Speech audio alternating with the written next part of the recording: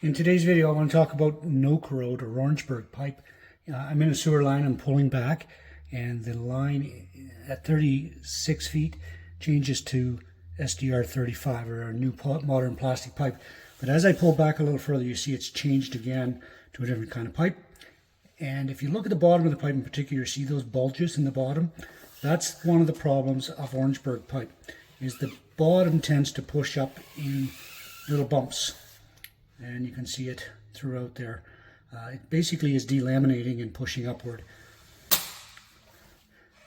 In this case, it's bad enough to cause backups, but it's probably won't unless you flush things down there that you shouldn't. But you can see how the water has to work its way around those bumps.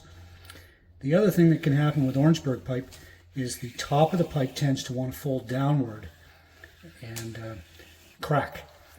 So in this case, all I'm seeing is the bubbles, the bumps in the bottom of the pipe. And there's lots of them.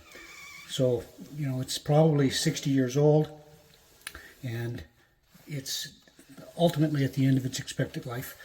You might be able to use a line like this for another 10 years with no problems, but it's living on borrowed time, and you know, probably time to get it changed.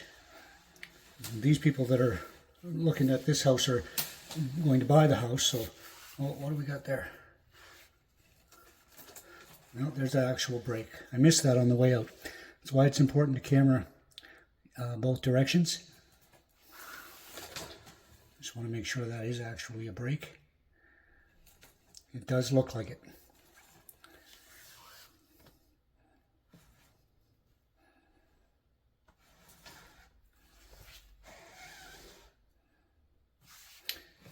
Surprising, it looks a lot bigger when you're right up against it than it does when you pull back a little ways, but you can see whatever's in there is kind of hung up on it. Oh, there's a bust right there too. There was water in the pipe when I pushed out the first time, so you can see how the pipe is delaminated, come completely apart, and now it's open on the bottom. This line will have to get dug up and replaced.